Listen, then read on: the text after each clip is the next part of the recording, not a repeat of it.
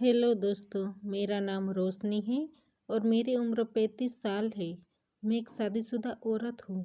मैं इतनी खूबसूरत हूँ कि आप कल्पना भी नहीं कर सकते।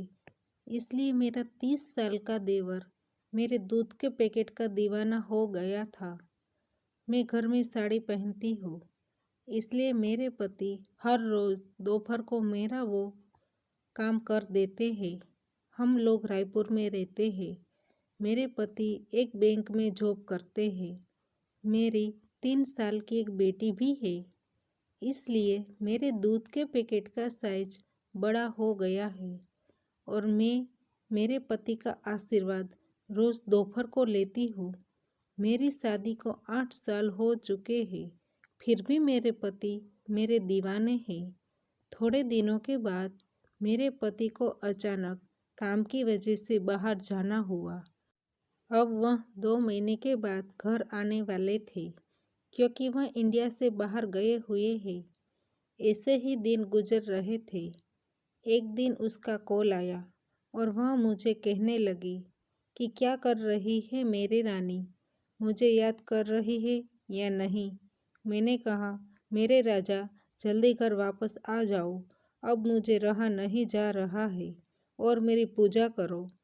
फिर एक दिन रात को मुझे नींद नहीं आ रही थी। फिर मैं उठकर अपने देवर के कमरे में देखने के लिए गई कि वह जाग रहा है या सो गया है। मैंने देखा कि वह जाग रहा है। फिर मैंने उसे कहा, रात के 1 बज चुके हैं, फिर भी तुम क्यों जाग रहे हो? उसने मुझे सामने से पूछा, आप भी क्यों जाग रहे हो? मैंने कहा, तुम्हारे भैया के जाने के बाद मुझे कहाँ नींद आती है। उसने कहा, आपको नींद क्यों नहीं आती?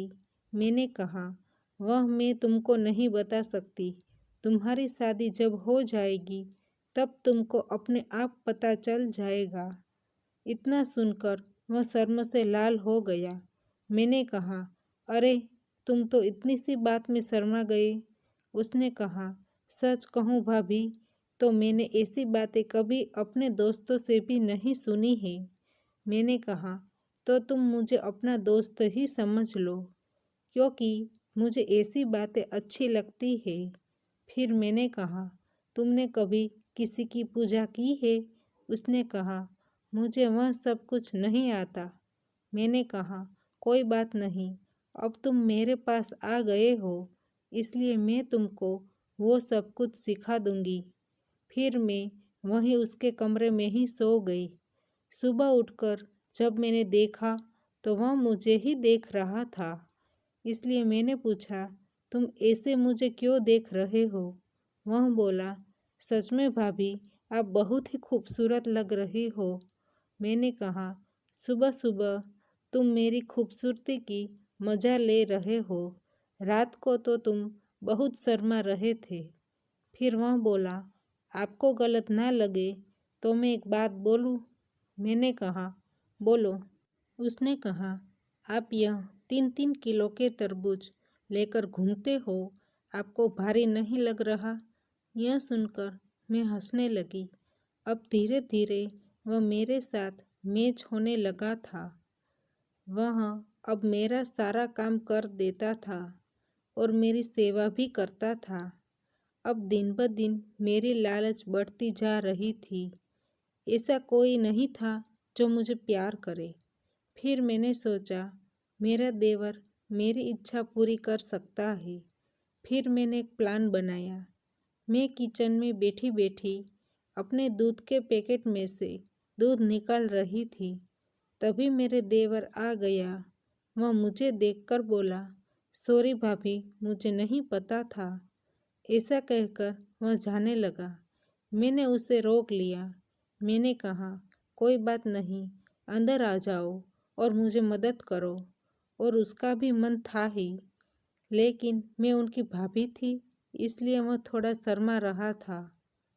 फिर वह मेरे कहने से अंदर आया और मुझे देखने लगा।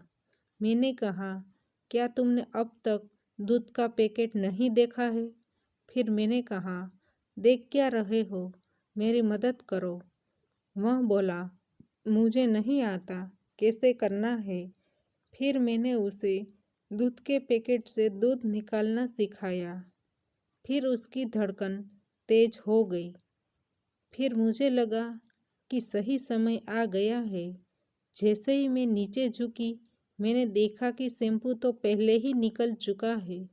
फिर वह शर्मा कर बोला, अभी मैं साफ करके आता हूँ। रात को मैं उसके कमरे में गई। मैंने देखा वह सो गया था।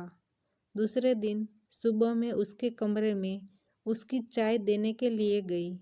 फिर मैं वहाँ बैठ गई और उसके साथ बातें करने लगी। थोड़ी देर बाद वह मुझे कहने लगा, भाभी, आप आज बहुत ही खूबसूरत लग रही हो। आज आपको मेरी बात माननी ही पड़ेगी, मना नहीं करना। उसने कहा, मुझे आपका तरबूज चाहिए। फिर आप जो कहोगे मैं वह सब कुछ करूँगा। मैंने कहा, अरे, मैंने आपको कभी किसी चीज़ के लिए मना किया है? फिर मैंने कहा, वैसे भी तुम्हारे भैया घर पर नहीं हैं, तुमको ही मेरे साथ। फिर मैंने कहा, शाम को तैयार रहना। उसने कहा, थैंक यू भाभी, थैंक यू। फिर मैं वहाँ से चली गई।